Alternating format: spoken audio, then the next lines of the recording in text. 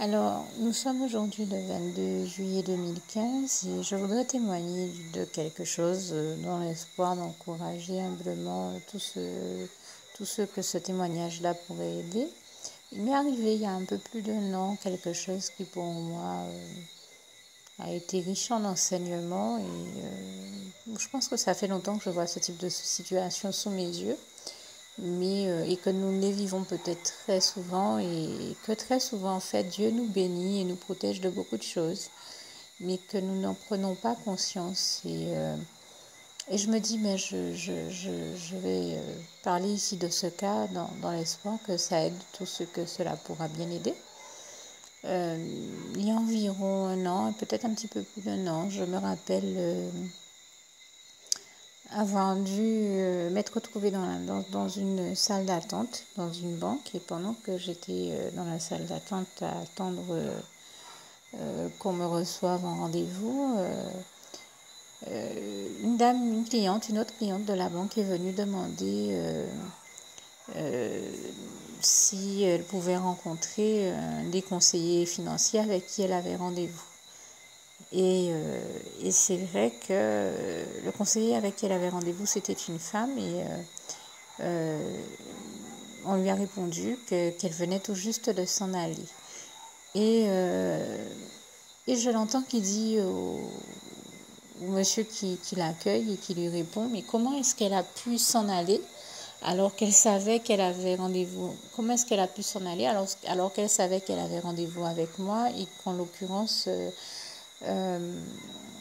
je viens à peine de la voir au bout du fil. Elle savait que j'étais là, que j'arrivais, que j'étais non loin. J'étais juste en train de garer ma voiture et elle est tout de même partie. Je me demande, mais comment ça peut arriver?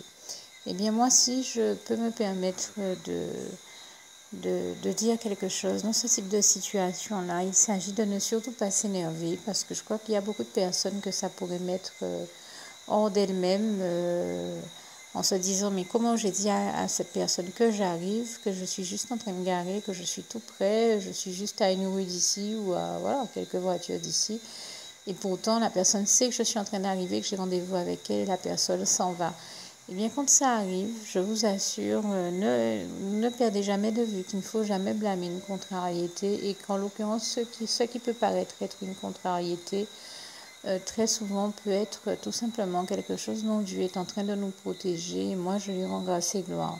Parce que quand j'ai vu cette situation sous mes yeux, je me suis dit, je comprends la cliente, c'est pas évident à vivre et ça peut être énervant qu'elle ait pris le temps de se préparer pour venir à ce rendez-vous pour voir que l'autre lui fait faux bon finalement.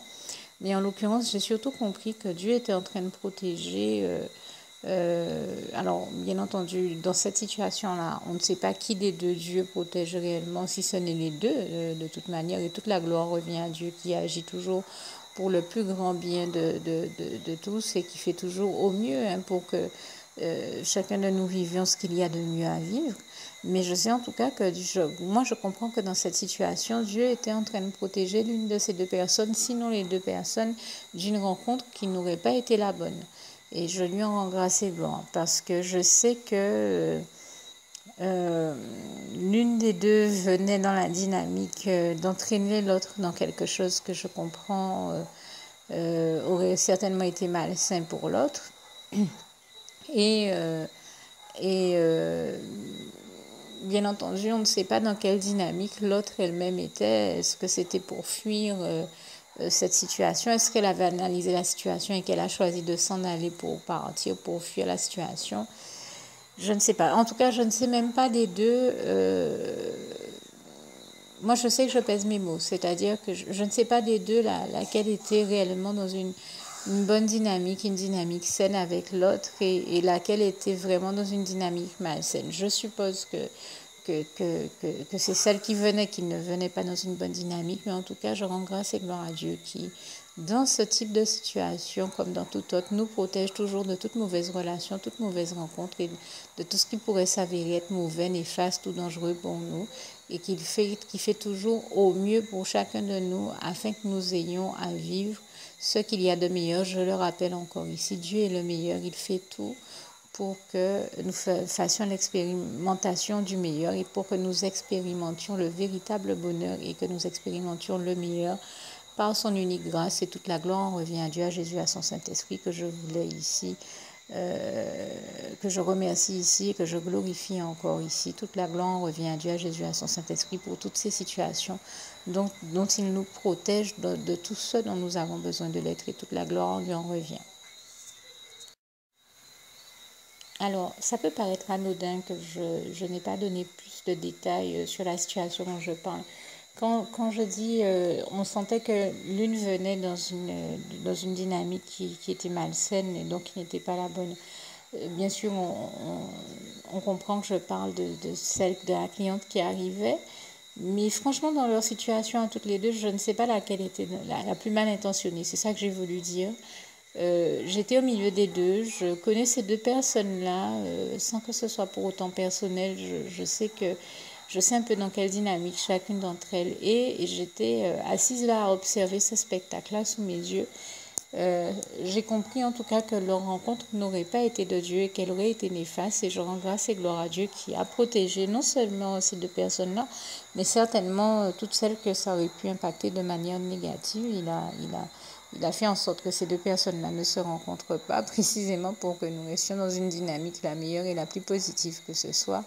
Je dis vraiment toute la gloire revient à Dieu, à Jésus, à son Saint-Esprit, le Seigneur, que je vois souvent nous protéger dans bien des situations de ce type-là. Et comprenez ici que quand je dis ça, je ne cite pas de nom, donc je n'en veux à personne. Je parle simplement d'une scène dont j'ai été témoin. Et pourquoi j'en parle? C'est parce que ça peut paraître anodin que je parle de ça, ou ça peut paraître exceptionnel, ce type de situation. Eh bien, la preuve que non, c'est que j'ai assisté au même ballet encore sous mes yeux cette semaine, dans des circonstances différentes, où une personne avait rendez-vous avec une autre personne, et l'autre s'en est allé. Et tout de suite, je me suis dit, j'ai l'impression qu'en fait, ces deux-là, le Seigneur ne souhaite même pas que ces deux personnes-là se rencontrent, parce que il en découlerait certainement quelque chose de négatif, et Dieu préfère qu'on reste dans le positif, et je lui en rends grâce et gloire. Donc je pense qu'il est en train de protéger l'une des deux personnes, sinon les deux, comme je le disais tout à l'heure, d'une rencontre ou d'une alliance qui ne serait pas la bonne.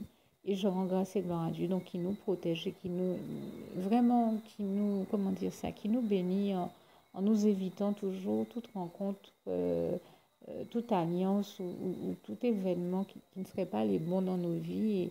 Et je crois que c'est nous qui des fois ne comprenons pas que Dieu a déjà agi pour nous bénir et pour nous protéger, puis qui allons à l'encontre de la volonté de Dieu malgré les conseils de Dieu.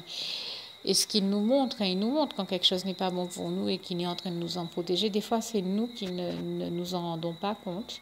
Eh bien, restons vigilants, attentifs à la voix du Saint-Esprit, à la manière dont il nous guide, et n'allons pas à l'encontre de la volonté de Dieu, et n'allons pas nous mettre en danger nous-mêmes alors même qu'il est déjà en train de nous protéger de quelque chose. Laissons-nous toujours guider par Dieu, Jésus-Christ et son Saint-Esprit. Laissons-le agir, laissons-le faire, et surtout laissons-le nous protéger, nous délivrer de tout ce dont nous avons besoin de l'être, comme il le fait toujours, comme ce passage du psaume 34, versets 18 à 20 nous le démontre bien. Que Dieu vous garde et vous bénisse tous. Je termine avec ce passage si cher à mon cœur, qui est aussi le souhait de mon cœur pour vous, sans oublier pour autant de vous dire de ne pas hésiter à faire la prière qui va suivre dès que j'aurai fini de citer ce passage, donc de Philippiens 4, verset 7. Que la paix de Dieu qui surpasse toute intelligence garde vos cœurs et vos pensées en Jésus-Christ. À bientôt. Juste une petite précision pour tous ceux qui ne sont pas encore, qui n'ont pas encore choisi la meilleure des options qui soit, qui est celle d'aller se placer, de faire le choix à soi-même, d'aller se placer dans les bras d'amour de Jésus-Christ, pour se mettre à l'abri de ce monde cruel. Eh bien, je partage avec vous la prière par le biais de laquelle on y accède. Et commence par vous rappeler également ce passage de Jean 14 verset 6 où il est écrit que Jésus-Christ est le chemin, la vérité et la vie. Nul ne vient au Père, Dieu, sans passer par le Fils Jésus-Christ, bien sûr. Je le dis à ma manière, vous regarderez comme il est actuellement écrit dans vos Bibles là encore.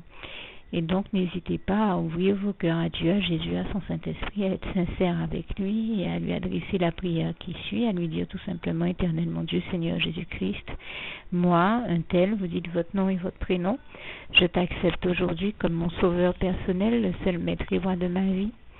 Je remets toute ma vie entre tes mains puisqu'elle t'appartient, éternel mon Dieu, puisque tu l'as créée, cette vie. Donc tu en es donc le seul maître et propriétaire comme de tout ce qui existe dans tout l'univers. Je remets donc toute ma vie entre tes mains, je te la donne. Merci éternel mon Dieu aussi de permettre que cette vie que tu m'as donnée continue à être à ta gloire et que je continue à te servir, à t'appartenir pour l'éternité, d'éternité en éternité. Merci aussi Seigneur de faire que je continue donc à te servir et à t'appartenir pour l'éternité, d'éternité en éternité. Et aussi Seigneur de m'accorder la grâce de ton pardon et de ta miséricorde pour tous les péchés que j'ai commis tout au long de ma vie, jusqu'à la date d'aujourd'hui incluse. Et c'est au nom puissant du Seigneur Jésus-Christ que j'ai fait cette prière. Et à vous tous qui avez fait cette prière, je vous dis que Dieu vous bénisse abondamment, puissamment, richement. Et surtout, n'hésitez pas à la partager avec tous vos proches et contacts, amis, membres de vos familles, collègues, bien-aimés, tous ceux que vous aimez. Et surtout tous ceux à qui Dieu vous mettra à cœur, avec qui Dieu vous mettra à cœur de la partager. Et comme j'aime à le dire, si vous n'avez pas encore pris le temps de faire cette prière, comprenez bien que voilà, ça ne vous coûte rien de la faire, c'est gratuit, c'est indolore, et que voilà, vous n'êtes pas obligé de me croire, mais moi il m'est arrivé tout comme vous de devoir faire cette prière un jour dans ma vie, et quand on m'a proposé de la faire, je me suis dit, et si c'était vrai, et si c'était vraiment Dieu qui, par ce biais-là, m'appelait à lui et me demandait de lui donner ma vie, de l'accepter, c'était Jésus qui était en train de vraiment me tendre la main et qui était en train de me demander de l'accepter comme mon sauveur personnel, je ne pourrais pas passer à côté de l'occasion de lui dire oui, parce qu'il faut aussi que je reste ouvert ou ouverte à ce que Dieu peut avoir à me dire. Il faut que je garde mon cœur et mon intellect ouvert à ce que Dieu peut avoir à me dire. Donc je me suis dit, je ne peux pas courir le risque de passer à côté de mon éternité, de passer à côté des meilleures choses de la vie, surtout si le maître et créateur de la vie m'appelle et cherche à me sauver. Pour être sauvé, il faut bien que je lui dise oui, que je souhaite qu'il me sauve. Oui, Seigneur Jésus-Christ, je t'accepte comme mon sauveur personnel. Et c'est le sens de cette prière. Et comme je dis, elle ne nous coûte rien à faire. Et puis surtout, moi je vous dis, du jour où je l'ai faite, j'ai vu Jésus changer ma vie en mieux sur tous les plans. Et donc je crois que ça ne vous coûtera rien, ça ne vous coûte rien vous non plus de la faire et puis d'expérimenter, de regarder comment les choses vont se dérouler dans votre vie, de regarder Jésus changer votre vie en mieux, à vous aussi.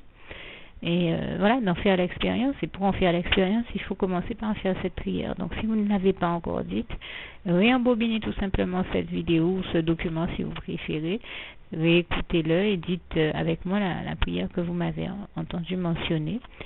Et n'oubliez surtout jamais que tout est possible à celui qui croit en Dieu, en Jésus-Christ et en son Saint-Esprit, comme il est écrit en Marc 9, verset 23, et que tout est possible à Dieu, comme il est écrit en Marc 10, verset 27. Que Dieu vous bénisse donc et à bientôt.